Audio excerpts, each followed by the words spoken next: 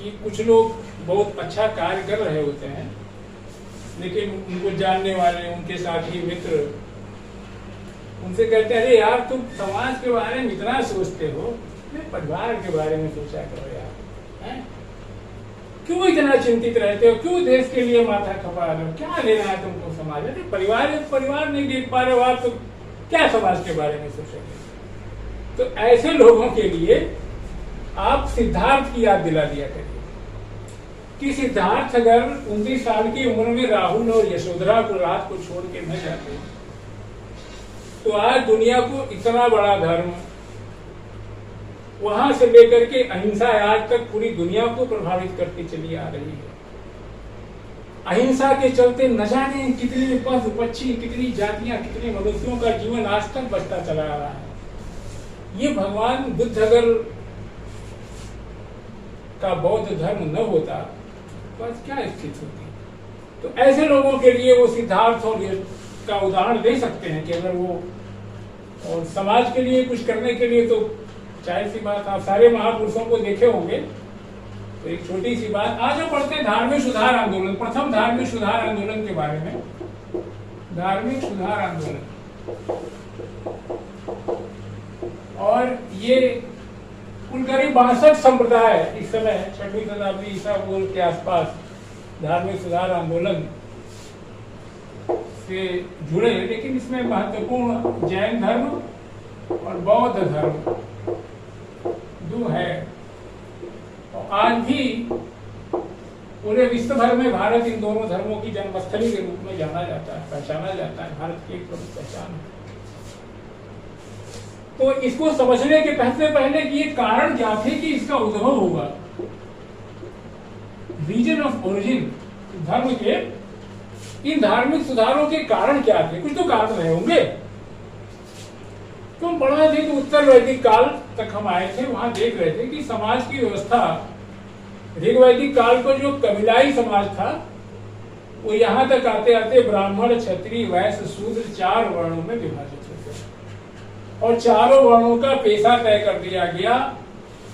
और कथित रूप से 2 उच्च वर्णों ने, ब्राह्मण और क्षत्रिय ने, 2 निचले, कथित रूप से निचले वर्णों को किनारे कर दिया और शक्ति और प्रतिष्ठा पे अपना कब्जा कर लिया। ब्राह्मणों की स्थिति आपने देखी कि पहले तो ऋग्वैदिक काल में आर्य प्रकृति की पूजा किया करते थे, स्तुतियां किया करते थे, स्तुतियों के बाद से उत्तर वैदिक काल तक यज्ञ और कर्मकांड प्रधान हो गया और पूजा और शिक्षा प्रदान करने पे ब्राह्मण अपनी उच्चता का दावा करते थे। और पढ़ा कि यज्ञ के समय यहाँ तक कि यज्ञ वेदियों का निर्माण करना, यज्ञ में क्या लगेगा, कौन से मंत्रोच्चारण से उसकी ध्वनियाँ कैसी हों, ये माना जाता था कि मंत्र जितने अच्छे से पढ़े जाएंगे उसका फल उतना ही अच्छा होगा, देवता उतने ही प्रसन्न होंगे। बलियों की संख्या, बलि की चर्चा हमने की कि बलि सामूहिक आधार पे भी, व्यक्तिगत आधार पे बिल्कुल आम हो गई। मनुष्य अपने छोटी छोटी चीजों के लिए बलि और यज्ञ बहुत ज्यादा था और ब्राह्मण इस पे अपना एकाधिकार मानते थे। जो पुरोहित थे हमारे, वो इस पे अपनी पूरी तरीके से विशेषज्ञता का दावा करते थे और ये पूरा उन्हीं के हाथ में था। पूजा और शिक्षा प्रदान करना भी उन्हीं के हाथ में था और वो इस सामाजिक 4 वर्णों में अपनी उच्चता का दावा करते थे। यही नहीं, उन्होंने क्षत्रिय राजाओं से भी दान कर और सजा आदि से मुक्ति के कई विशेषाधिकार भी हासिल कर लिए थे। ये इनकी स्थिति थी। दूसरी तरफ क्षत्रिय जो थे, युद्ध लड़ते थे, शासन करते थे और किसानों से लिए गए कर पे आधारित थे। वो अपने आप को राजा होने के नाते उनका भी श्रेष्ठता का दावा था। ब्राह्मण सर्वोच्चता का दावा करते थे।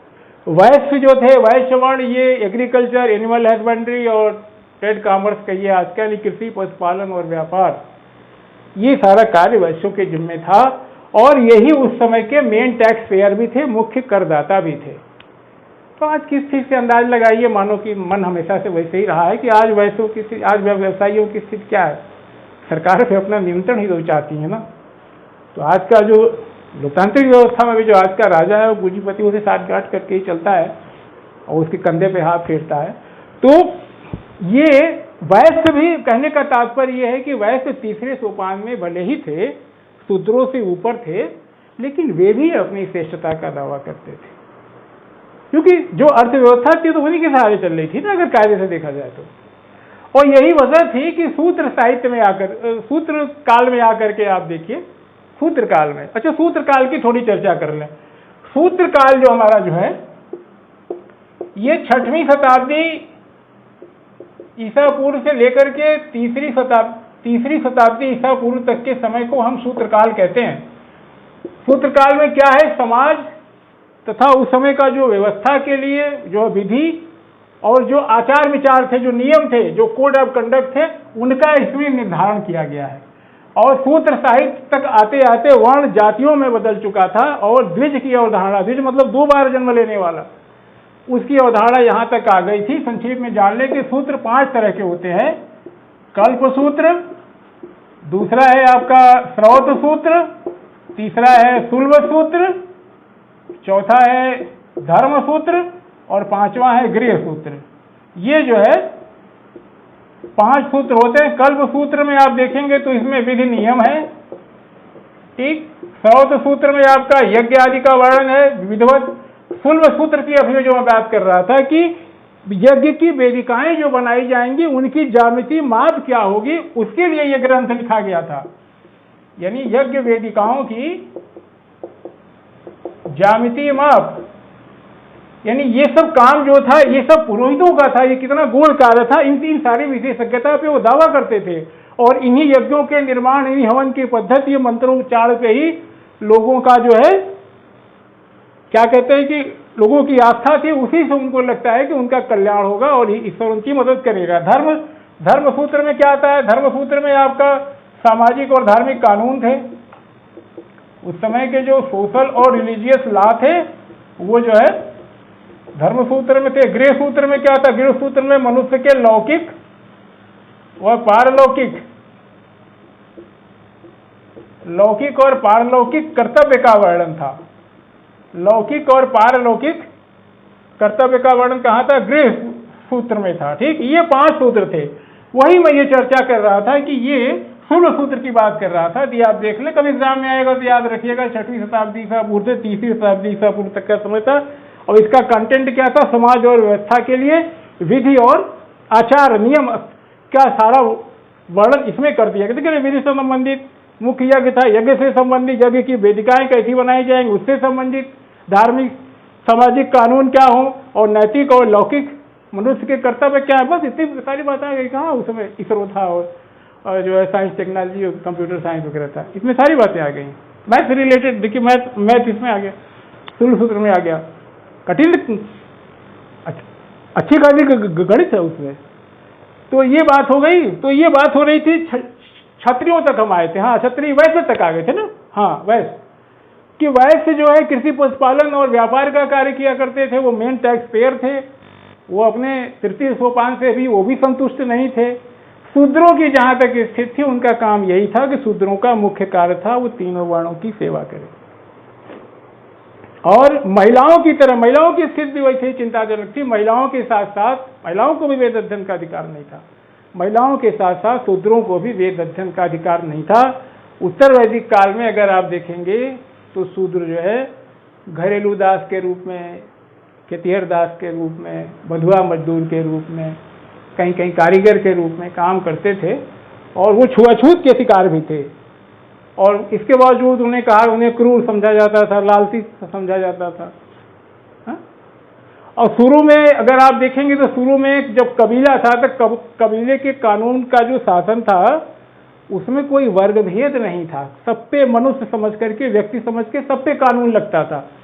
मगर इस काल तक आते आते, सूत्र काल तक आते आते, 6वीं शताब्दी ईसा पूर्व का जो समय है वहां तक आते आते जो कानून बने हमारे इन धर्म ग्रंथों ने, इन सूत्र काल में जो ये सब लिखे गए, विधि विधान नियम लिखे गए, इसमें जो है चारों वर्णों के लिए कर्तव्य निर्धारित कर दिए गए।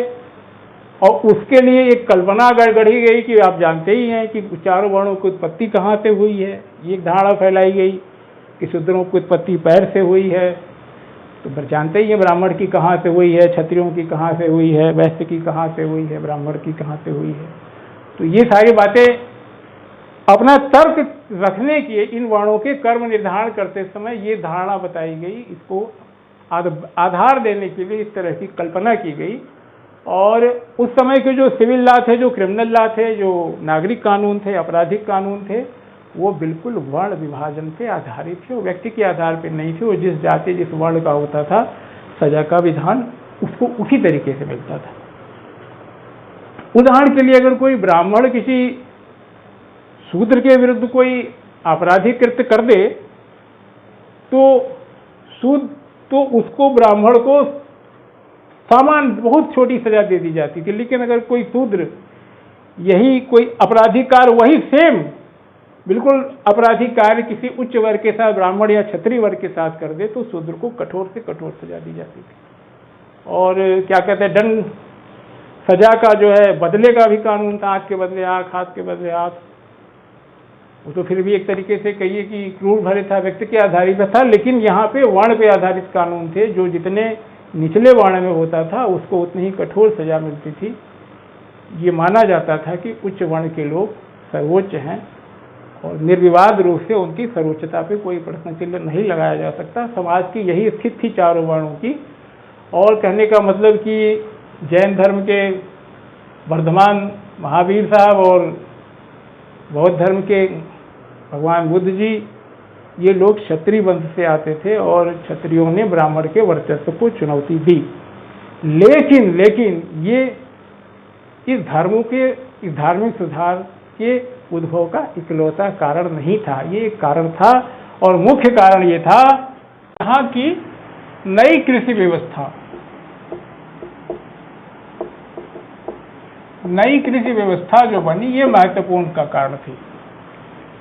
हुआ यूं कि लोहे के 6वीं शताब्दी के उत्तरार्ध में जब बढ़िया किस्म का लोहा मिलने लगा, लोहे के औजार, आगे चल के जब लोहे के औजारों से मध्य गंगा घाटी के जंगलों की खूब कटाई सफाई की गई।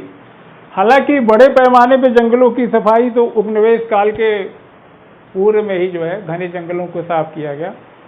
लेकिन यहाँ पे अच्छी वर्षा 100 सेंटीमीटर के आसपास इस गंगा मैदान में वर्षा होने के कारण से उत्तर पूर्वी भारत में मुलायम मिट्टी थी और घने जंगल थे। तो 6वीं शताब्दी के उत्तरार्ध में लोहे के प्रयोग के कारण से इन घने जंगलों को साफ किया गया। साफ करके लोग आवासित हो गए, रहने लगे, खेती करने लगे और वहाँ पे बड़ी बड़ी बस्तियाँ बसने लगी। और जब बस्तियाँ बसने लगी तो कृषि कार्य शुरू हुआ। हलों का प्रयोग होता था और हलों में लोहे लगते थे। बढ़िया जुताई के लिए आवश्यक था कि पशु हो, बैलों से जुताई होती थी, गाय बैल, मवेशियों की आवश्यकता बढ़ी। और दूसरी तरफ वैदिक संस्कृति में, वैदिक प्रथाओं में पशु बल के कारण से व्यापक पैमाने पे जो है मवेशियों की हत्या की जा रही थी। और एक वजह और थी कि मगध के दक्षिण में और पूर्वी हिस्से में, पूर्वी किनारे पे रहने वाले जो गैर वैदिक लोग थे, जो नॉन वैदिक लोग थे, वे लोग जो है मांस का प्रयोग भोजन में भी करते थे। तो इस कारण से भी मवेशियों की हत्या, पशुओं की हत्या और वैदिक प्रथा में यज्ञों में भी तो व्यापक पैमाने पे एक तरफ तो पशुओं की आवश्यकता बढ़ रही थी, कृषि कार्य है, दूसरी तरफ हत्या हो रही थी। तो इस कारण से भी जो है लोग चिंतित थे। ये भी एक परिस्थिति थी उस समय की। और अगर आप देखेंगे तो इस काल में अनेक नगर बसे, जैसे आपका कौशाम्बी है प्रयाग में, और इसी तरीके से कुशीनगर देवरिया में है, वाराणसी, वैशाली, राजगीर है, चिराव, ये अनेक जो है इस काल में अनेक नगर जो है भी बसे। और ये भी आप जानते हैं कि प्राचीन सिक्के, जिसे आप कहते हैं पंचमार्क कॉइन, आहत सिक्कों का प्रयोग भी 5वीं सदी ईसा पूर्व से होने लगा। और जिस कारण से कि जो व्यापार और वाणिज्य का कार्य उसमें काफ़ी प्रगति हुई। और ये कार्य वैश्य किया करते थे। वैश्य पहले से बताया कि इस सामाजिक सोपान में ब्राह्मण, क्षत्रिय, वैश्य, शूद्र में तीसरे सोपान पर थे। और वो भी समानता चाहते थे। जाहिर सी बात है कि बताए वो कृषि, व्यापार और पशुपालन ये सारे कार्य महत्वपूर्ण कार्य करते थे, महत्वपूर्ण कर चुकाने वाले थे। अब और जब व्यापार बढ़ा, इन पंचमार सिक्कों के कारण से व्यापार का विस्तार हुआ, वाणिज्य और विस्तार का, ट्रेड और कॉमर्स का, तो वैश्यों का महत्व और ज़्यादा बढ़ा और वो भी इस सामाजिक व्यवस्था में समानता की इच्छा रखते थे। ये जानिए कि प्रत्येक मनुष्य जो है, समानता और सम्मान दो ऐसी चीज़ है जिसे प्रत्येक मनुष्य चाहता है। वो अपनी परिस्थितियों के कारण से भले ही चुप रहे, न बोले, लेकिन यहाँ तक कि जीव जंतु पशु पक्षी भी समानता और प्रेम और भाईचारा ये सब चीज़ों को पहचानते हैं। लेकिन व्यवस्थाएं होती इस तरह से कि मनुष्य को बोलने न दे, मनुष्य को व्यक्त न करने दे, वो बात अलग है। कहने का तात्पर्य यह था कि वैसे भी जो है अपनी सामाजिक स्थिति से संतुष्ट नहीं थे। वणिकों ने, सेट्टियों ने ऐसी स्थिति में, जबकि भगवान बुद्ध और या जैन धर्म के लोग जो है समानता के धर्म को लेके आए, तो उन्होंने बुद्ध को, उनके भगवान बुद्ध को, उनके शिष्यों को बहुत सारे सुंदर सुंदर उपहार और दान दिए वणिकों सेट्टियों ने। और एक महत्वपूर्ण बात इन धर्मों में ये भी थी, दोनों धर्मों ने कम से कम प्रारंभिक अवस्था में जो उस समय की तत्कालीन वर्ण व्यवस्था थी उनको कोई महत्व नहीं दिया। उन्होंने समानता की बात की। जैसे विभिन्न राज्यों के बीच युद्ध चलते रहते थे, युद्ध के कारण से व्यापार और वाणिज्य की गतिविधियां प्रभावित होती थी, व्यवसाय बाधित होता था। इस नाते भी अहिंसा का विचार होने के कारण से जो लोगों ने इसका समर्थन किया, तो इसके प्रसार का कारण एक ये भी था कि इन धर्मों, दोनों धर्मों ने कम से कम प्रारंभिक अवस्था में जो तत्कालीन वर्ण व्यवस्था का जो है सोपान था, जिसके कारण से भेदभाव था, उसको दोनों ने कोई महत्व नहीं दिया। दोनों ही ने अहिंसा की विचारधारा को आगे बढ़ाया, जिससे कि उस समय समाज में जो है शांति और व्यवस्था स्थापित होती। जो छोटे छोटे युद्ध हुआ करते थे, उसके कारण से विभिन्न राज्यों के बीच वाणिज्य व्यवसाय की गतिविधियां और सामान्य जीवन अस्त व्यस्त था। इसी तरीके से तीसरा कारण ये था कि अब ये धर्म सूत्रों की बात हमने की, तो धर्म सूत्र में ये था कि सूद से लेके कारोबार करने वाले को जो है अधम कहा गया था, यानी बड़ा निंदनीय माना गया शास्त्रों में। खास करके आप देखेंगे जो हमारे अभी चर्चा कर रहे थे ना, 6वीं शताब्दी से तीसरी शताब्दी ईसा पूर्व तक जो सूत्र साहित्य लिखा गया, उसमें धर्म सूत्र में साफ साफ लिखा गया है कि सूद लेकर के कारोबार करने वाला निंदनीय है, उसे अधम कहा गया है। तो इस नाते भी व्यापार वाणिज्य की गतिविधियां प्रभावित हो रही थी। एक और वजह ये थी जिस तरह से औद्योगिक काल में हुआ कि बहुत से लोग जो है जो मशीन पूर्व काल की जो जीवन शैली थी उसमें लौटना चाहते थे। उसी तरीके से प्राचीन समय में जो है जो लौह, इसको कहिए लौह के बाद, लोहा आने के बाद लौहोत्तर कहिए, और लौह पूर्व काल का जो समय था प्राचीन भारत में, कुछ लोग जो है काफ़ी बदलाव हो गए। सोने, चांदी, तांबा, इन सारे धातुओं का प्रयोग होने लगा। व्यापार वाणिज्य के चलते तमाम विलासिता की वस्तुएं आने लगी। समाज में असमानता बढ़ने लगी। तो ऐसे जनसामान्य लोग भी थे जो चाहते थे कि इस विकास की जो ये लौह युग की जो संस्कृति, जो लोहे के प्रयोग के बाद से जो नई कृषि व्यवस्था और नए व्यापार वाणिज्य के बाद आई, असमानता फैली, तो उनकी इच्छा ये होती थी कि फिर से वो लौट जाए पुराने जीवन में। तो इस तरह के लोग भी थे जो कि, तो उनको चाहिए था, वो सरल और सादगी भरा जीवन पसंद करते थे कि बस खाया पिया, भगवान का भजन किया, आराम से रहे। कहाँ से, न किसी के पास कम न किसी के पास ज़्यादा, बहुत संग्रह की आवश्यकता ही क्या है। जो ये विचारधारा थी कि मनुष्य के जीवन की जो आवश्यकता है पूर्ति होती रहे, संग्रह की क्या आवश्यकता है, विलासिता की वस्तुएं बेकार हैं, इस तरह के विचार के जो लोग, तो ऐसे लोगों के लिए बुद्ध धर्म ने एक बड़ा अच्छा विकल्प प्रस्तुत किया, जो कि विलासिता से दूर रह करके सरल और शुद्ध जीवन जीना चाहते थे। आपको मालूम है कि भगवान फिर बुद्ध ने इस बात पे रोक लगाया था। उनके शिष्य जो है कोई ज़्यादा जो न तो विलासी जीवन व्यतीत कर सकते थे, सोने चांदी के छूने तक पे पाबंदी थी उन्हें। इतना सरल और सादगी भरा और संयमित जीवन जीने की बात भगवान बुद्ध ने अपने भिक्षुओं को कही है, कि सोना चांदी हाथ से नहीं छू सकते थे, और सिर्फ इतना ही दान लेने का था उनको। इतनी ही वस्तुएं वो दान में प्राप्त कर सकते थे जो कि शरीर को आत्मा से जुड़े रहने के लिए आवश्यक है।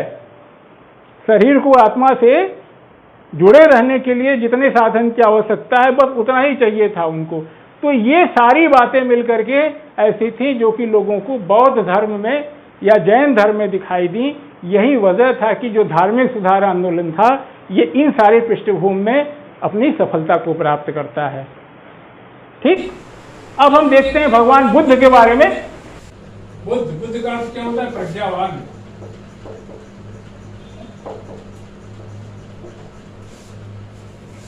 तो सबसे पहले ये कि बुद्ध का जन्म जो है आप जानते हैं 563 बीसी में हुआ था, वो महावीर का 540 बीसी में। यानी कहने का मतलब ये है कि बुद्ध और महावीर दोनों समकालीन थे। अब ये प्रश्न उठता है समकालीन थे, सही है कि नहीं? तो समकालीन थे।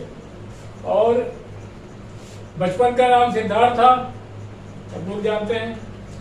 शाक्य क्षत्रिय कुल था, उससे संबंधित थे।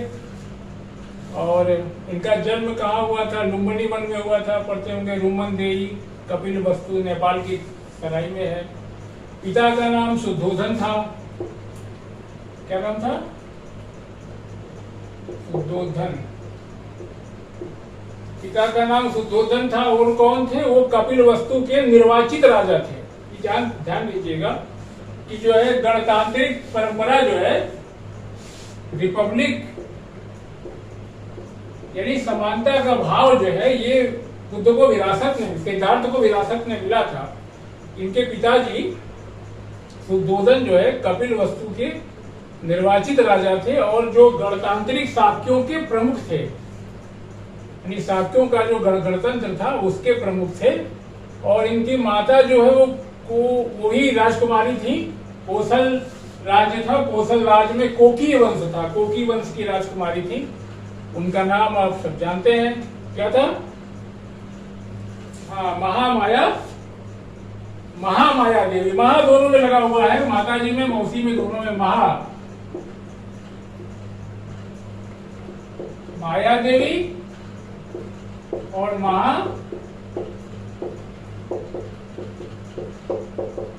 ये महाप्रजापति गौतमी, ये दोनों में लगा हुआ है।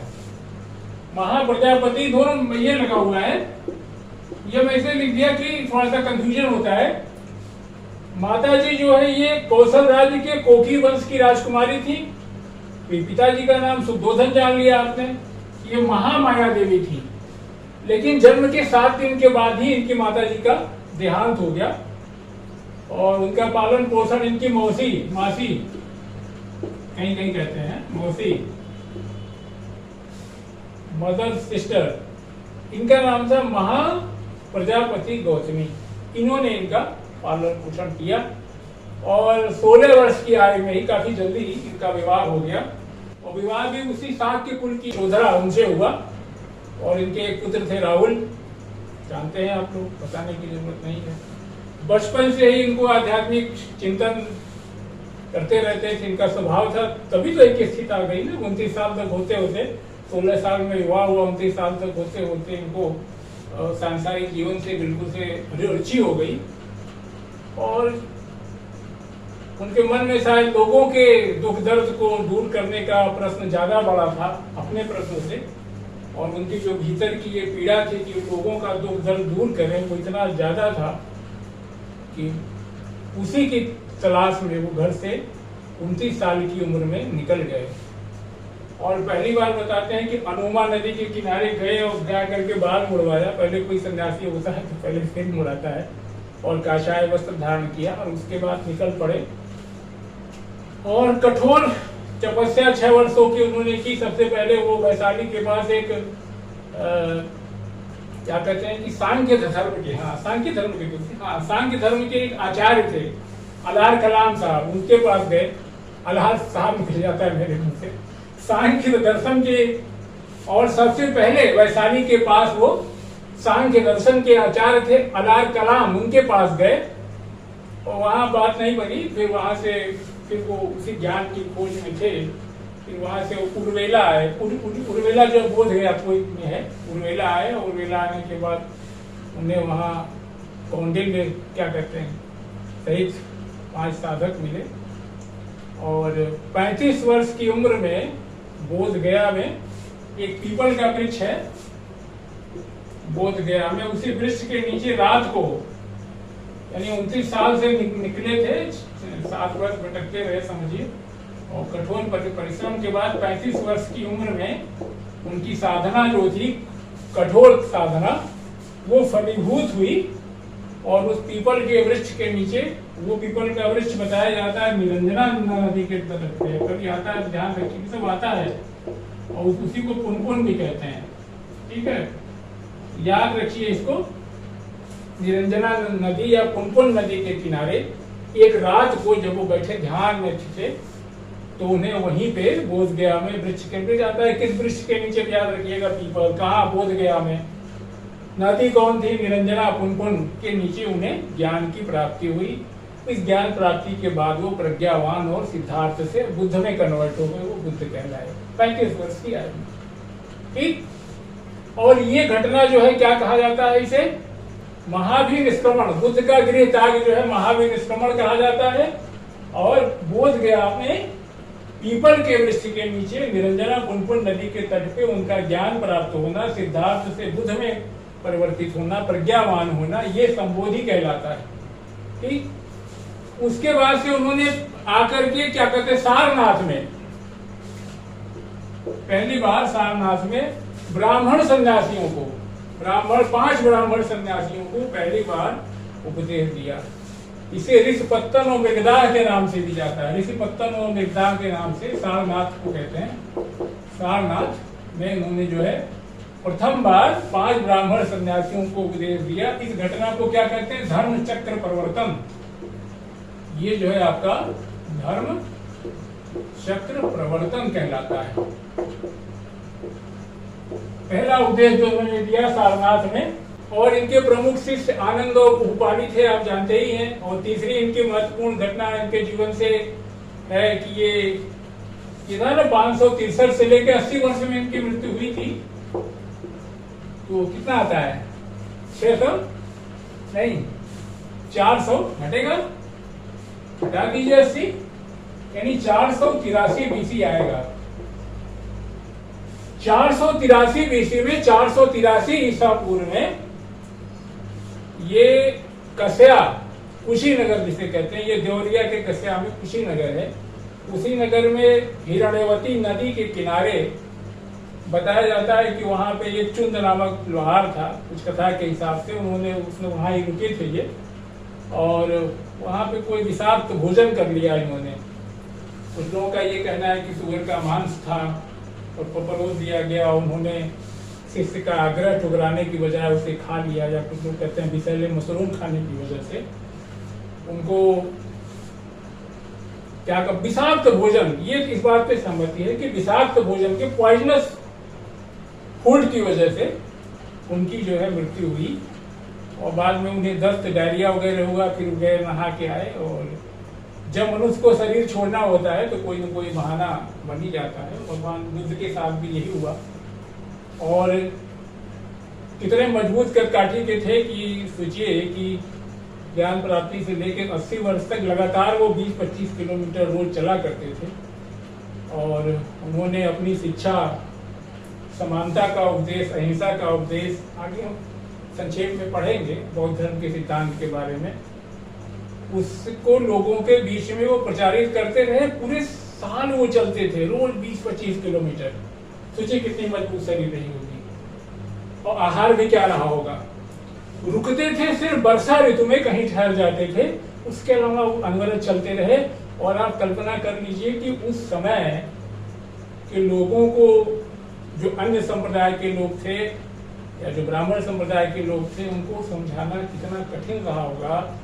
आज की तारीख में glorious revolution, French revolution, Russian revolution, तमाम रिवॉल्यूशन हो जाने के बावजूद, संवैधानिक क्रांति हो जाने के बावजूद, तमाम शिक्षा हासिल कर लेने के बावजूद, पढ़े लिखों को भी समानता का विचार समझा पाना इतना कठिन हो रहा है। आप अंदाज लगा सकते हैं कि बुद्ध ने से कितने जो है सवाल हुए होंगे उसको लेकर के, लेकिन वो अपने तर्कों से अपने प्रत्युत्पन्न मति से सबको समझाते और अपने बात को मनवाते गए। और उन्होंने सर्वाधिक उपदेश जानते कहाँ दिए थे? कौशल राज्य में। कौशल राज्य में सर्वाधिक उपदेश दिए थे, श्रावस्ती में दिया था इन्होंने। और ऐसा नहीं था कि जन सामान्य ही, बल्कि आप समझिए कि शासकों में भी, बिंबिसार, प्रसेनजीत, उदयन, ये लोग इनके धर्म को मानने वाले थे। ठीक है।